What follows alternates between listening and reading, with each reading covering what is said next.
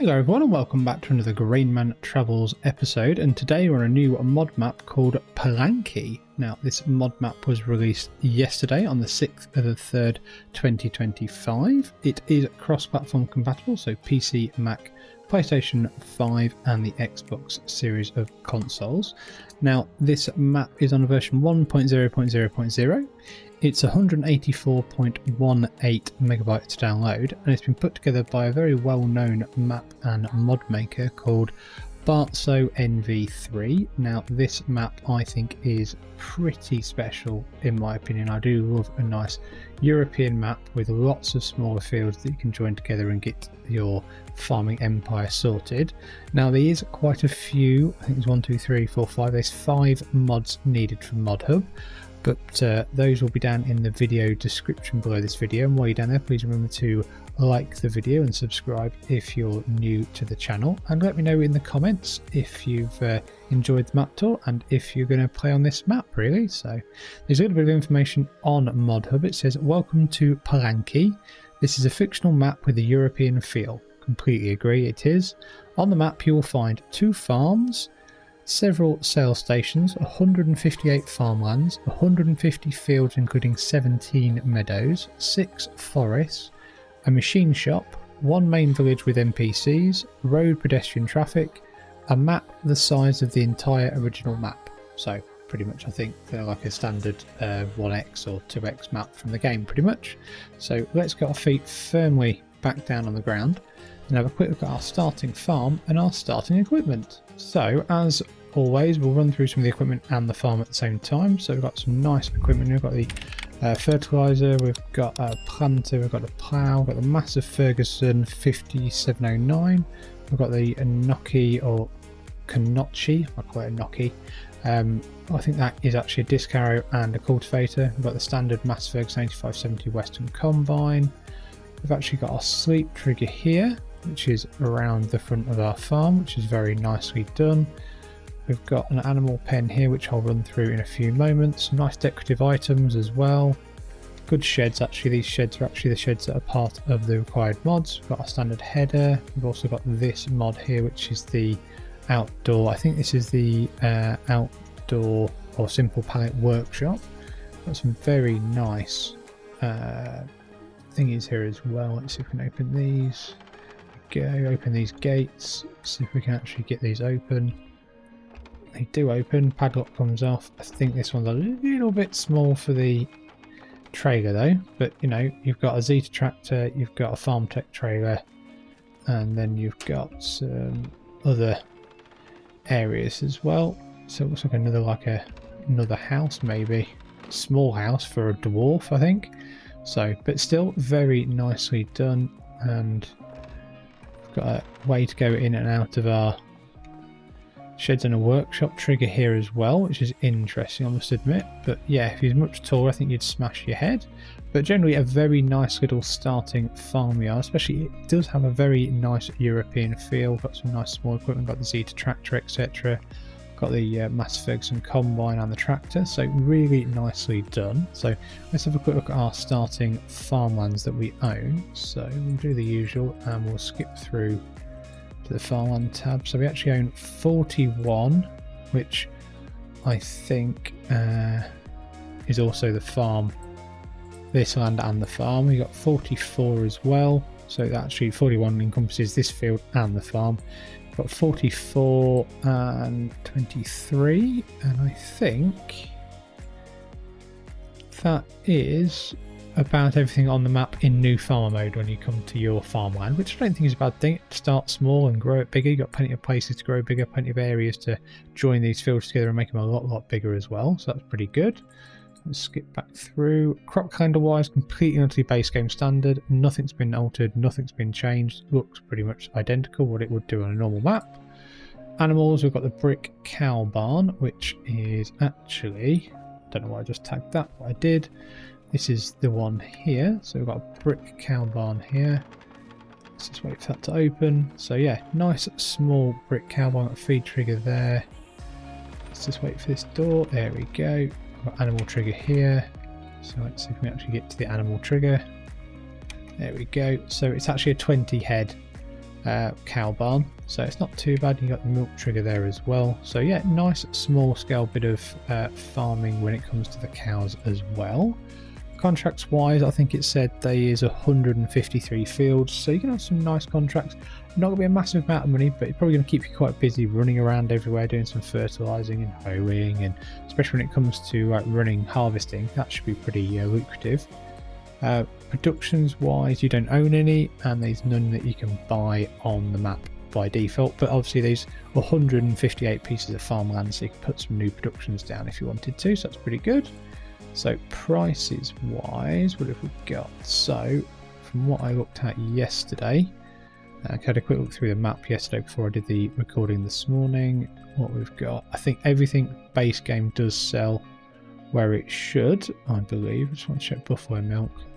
Yes, it does. That's good. That's usually a one that doesn't sell very quickly, or it's been missed off by a few people. Herbicide standard, kimchi. Milk does by default as well, which is good, so it doesn't have to be bottled. That's really helpful, I think, especially with the small scale like cow and dairy kind of estates that you might start with on this one. So it looks like though, apart from a couple of things which are standard, everything sells in at least one place, which is very good. Vehicles wise, I think we did run through everything. Yeah, so we've got those. Yeah, pretty much, that's what I thought. And then, so PDA wise, obviously very colourful. We've got lots of different crops and lots of fields. But you've got a main road that runs through the middle, runs over the river, and then we've got some tracks and side roads that go off in other places. Looks like most of the fields can be got to via tracks or main roads, which I think is good. Really nice, quite easy PDA to view and to see where you are as well, I think. Let's have a quick look at our actual selling stations on the map. So obviously we've got the vehicle workshop there, we've got another workshop there, I believe, brick garage yet. We've got a farmhouse, which is ours, and then here we have a golden harvest, we have the dairy, and we have the farmers market, so not too far away from actually our starting farm.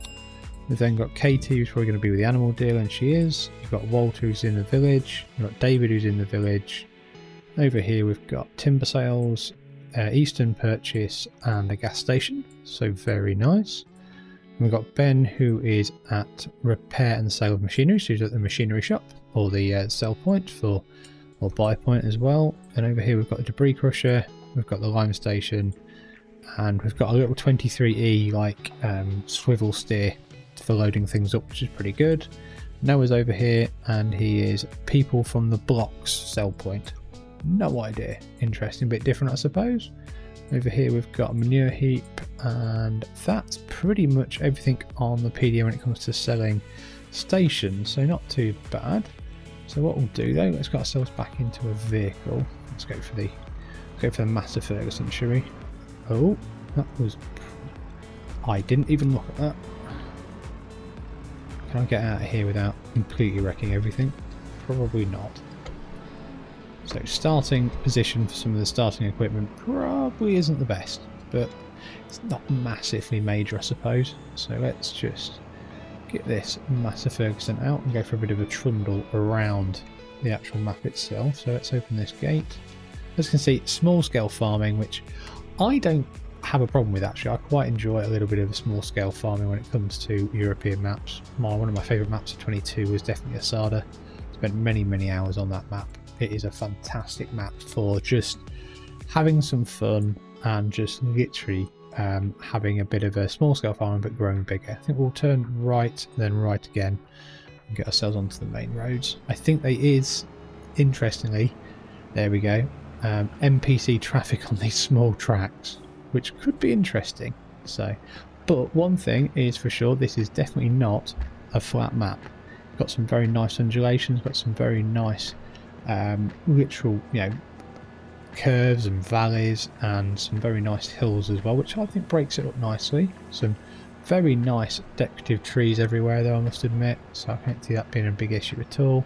Some very nice long fields that you can probably join other fields quite easily. Obviously you've got some grass banks there in between the fields, but I don't think it's a bad thing at all in my opinion. I think this map has really got some really nice features that allow you to start small grow a bit bigger, get a good couple of harvests in, do some nice contracting, and then obviously grow bigger and bigger and bigger. And just, I think the landscape also makes this as well. Nice rolling hills, valleys, some nice decorative items. It looks like an interesting map that you could do quite a nice bit of FS25 playing on, in my opinion. I don't think it's one of these maps where it's a bit boring to constantly go back and forth around the map all the time. So some very nice features, I must admit. So right, I think if we turn right, I think this is one of the main roads on the map. As you can see, some very nice buildings as well, decorative items, really nicely done actually, I must admit. Good attention to detail as well on the edges of the roads. That's a nice dike there. Looks like potentially another farm there, you know. That might be the second farm that you can probably buy, but I'm not sure. And obviously, like I said, there's some nice field sizes, not too big, not too small, but you can make them a lot bigger.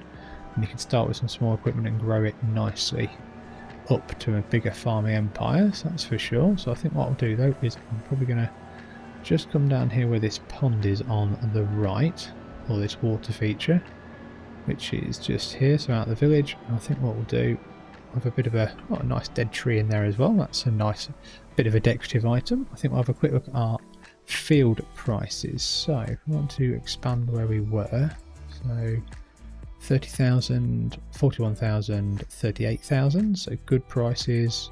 51, some of these bigger longer ones, 101, 83, 82, this big one up here 156, this one here 89, got 114, 178 for this big long one there. What about these ones down here? 368, 375, 361, 228, some of these grass ones, 124, 149, 58, and I'll do this one finally, I think 168. So yeah, I actually think some very reasonable field prices in the middle, and then as you got further down this area of the map, the bottom right, the prices increase, but you should have a bit more bigger equipment. So I think this is a really nice map to start some nice small scale European farming and then grow bigger and get a bit of a bigger farming empire. So hopefully you give this map a bit of a try, and hopefully you have enjoyed this map tour. If you have, remember to give it a like, subscribe to the Grainman channel, and I hope to see you again soon. Many thanks for watching.